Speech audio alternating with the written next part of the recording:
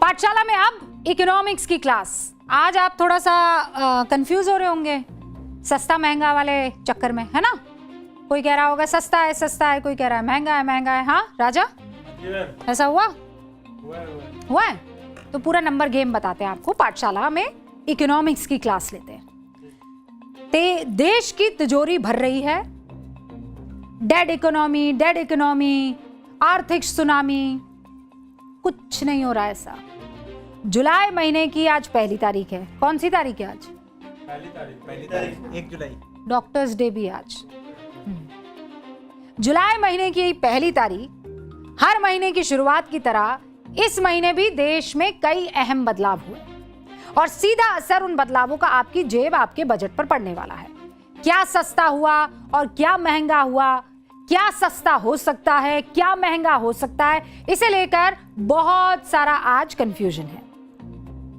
फलाना चीज सस्ती हो गई, फिर जैसे ही पढ़ेंगे दूसरा आएगा, मॉनसून आ रहा है, ठीक से नहीं आ रहा है, फलानी चीज महंगी हो जाएगी, फलानी कंपनी ने कार के दाम बढ़ा दिए, फलानी ने घटा दिए। इसीलिए पाठशाला की इस इकोनॉमिक्स की क्लास में आज सारा कंफ्यूजन क्लियर करती हूं। और नंबर कभी झूठ नहीं बोलते। कौन झूठ नहीं बोलता?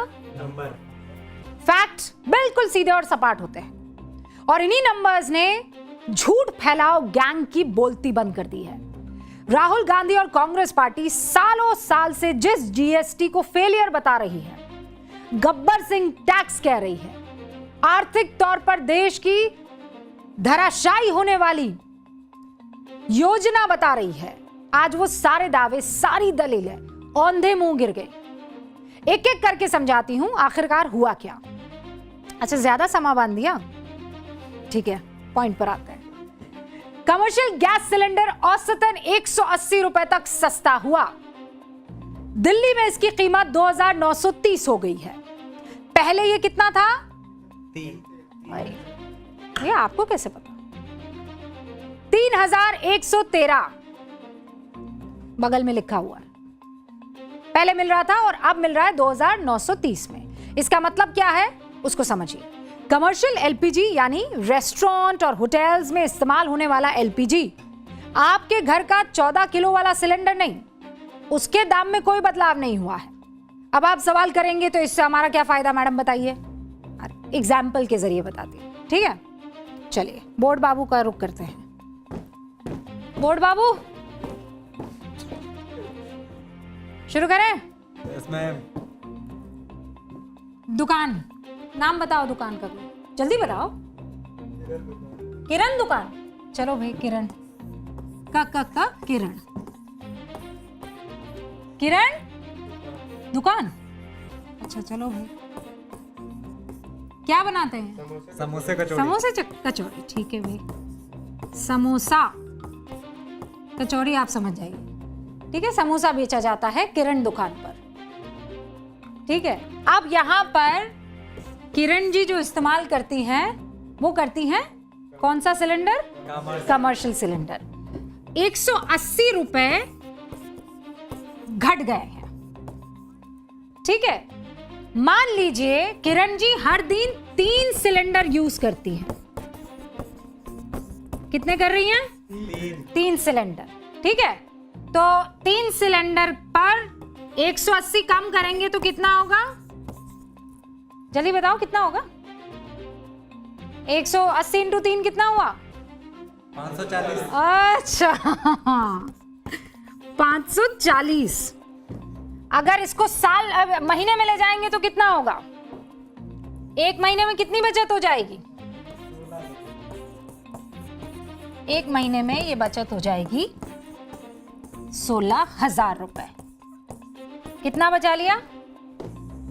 किरण ने कितना बचा लिया? 16,000 रुपए किरण ने बचा लिए। छोटी दुकानों के लिए हो सकता है कि जिनके बड़े बड़े कारखाने हो उनके लिए, या बड़े बड़े रेस्टोरेंट हो उनके लिए बचत बड़ी ना हो, लेकिन 16,000 रुपए एक छोटी दुकान के लिए बहुत है। और इसीलिए जब ये कीमत बढ़ी थी तब हम कह रहे थे कि ये बहुत बड़ी कीमत बढ़ाई है। तो रेट्स में ये बदलाव बहुत जरूरी है क्योंकि पिछले कई महीनों से मिडिल ईस्ट की जंग और हॉर्मुज कि बंद होने से पूरे देश में एलपीजी की समस्या खड़ी थी और इसका भार जो है वो सीधे सीधे जनता पर पड़ रहा था। आज जो बदलाव हुए हैं उसमें एक और बड़ा बदलाव है तेल की कीमतों में भी। Private fuel retailer company Nayara energy ने पेट्रोल कितना सस्ता किया पता है? 5 रुपए प्रति लीटर। डीजल कितना सस्ता किया पता है? 3 रुपए प्रति लीटर। इसमें आम आदमी को महंगाई से राहत मिलेगी। डीजल के दाम घटने से जो सामान एक जगह से दूसरी जगह जाया करता था उसका खर्च कम हो जाएगा। आने वाले दिनों में फल, सब्जियां, राशन, दूसरी चीजें सस्ती हो सकती है। यही वजह है कि लोग अब सरकारी कंपनियों से भी दाम घटाने की मांग कर रहे हैं कि नायरा की तरफ से हो सकते हैं तो बाकी सबकी तरफ से क्यों नहीं। जो 5 रुपए कम हुआ है उसके लिए धन्यवाद बहुत बहुत। बाकी तो हमें बहुत सहूलियत मिली हुई है, इसके लिए धन्यवाद नायरा कंपनी को। हम क्या है सर, यूपी से उठाते हैं अपना डीजल, वहाँ चल रहा है अभी 95। यहाँ तो राजस्थान है तो यहाँ तो 7 रुपए बढ़ती मिलता हम लोग। आज सस्ता मिल जाएगा 3 रुपए तो हमारा डीजल बढ़ जाएगा। डीजल 3 रुपए सस्ता हुआ है, पेट्रोल 5 रुपए सस्ता हुआ है। हम लोगों को बहुत राहत मिली है। अब भाई ये वाली राहत तो हमको भी चाहिए, है ना? मतलब एक प्राइवेट कंपनी तेल के दाम कम कर सकती है तो सवाल यह है कि सरकारी कंपनियां दाम क्यों नहीं कर रही हैं, है ना? वो भी तब जब जून 2026 में कच्चा तेल 30% सस्ता होकर $120 से सीधा $80 नीचे आ गया है। लेकिन हुक्म, पूरा गणित इतना होता तो मजा आ जाता। इतना आसान नहीं है ना जितना हम समझ रहे हैं। भारत अपनी जरूरत का 90% कच्चा तेल विदेशों से डॉलर में खरीदता है। किस में खरीदता है? डॉलर में। आज $1 की कीमत कितनी है? 95 रुपए 14 पैसे। और कच्चे तेल के 1 बैरल की कीमत कितनी है? $72।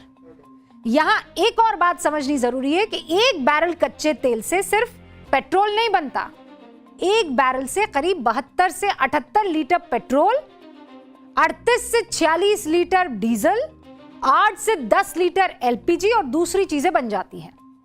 इसी वजह से पेट्रोल की कीमत सीधे 159 से डिवाइड करके आप नहीं निकाल सकते। समझ गया? 1 लीटर कच्चे तेल की कीमत लगभग 66 रुपए हुई। अब आप कहेंगे तो फिर हमें 100 से ज्यादा क्यों चुकाना पड़ा है पैसा? अब इसके पीछे की वजह बताऊं? 3 कारण है। रिफाइनिंग, मुनाफा। कच्चे तेल को पेट्रोल में बदलने में करीब 3 रुपए प्रति लीटर का खर्च आता है। मतलब कच्चा तेल आया, अब उसको पेट्रोल भी तो बनाना है, रिफाइन करना पड़ेगा। रिफाइन करने के लिए बड़ी बड़ी मशीनें लगेंगी, बहुत रिस्की दूसरी चीजें होती हैं, तो उसमें 3 रुपए प्रति लीटर का खर्च आता है। और तेल कंपनियां और पेट्रोल पंप डीलर्स का मुनाफा भी उसमें होता है, 3 रुपया प्लस मुनाफा, तो मिलकर इसमें लगभग 16 से 21 रुपए जुड़ जाते हैं। ठीक है, फिर दूसरा है टैक्स का खेल। पेट्रोल डीजल की आधी कीमत तो सिर्फ टैक्स ही है भैया। केंद्र सरकार इस पर एक्साइज ड्यूटी लगाती है, राज्य सरकार अपना वैट लगाती है या सेल्स टैक्स जो है वो वसूलती है।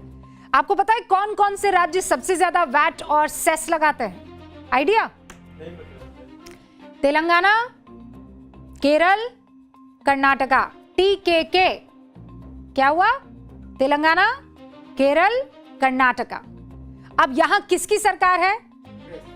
नहीं बाबा, दूसरों की भी है।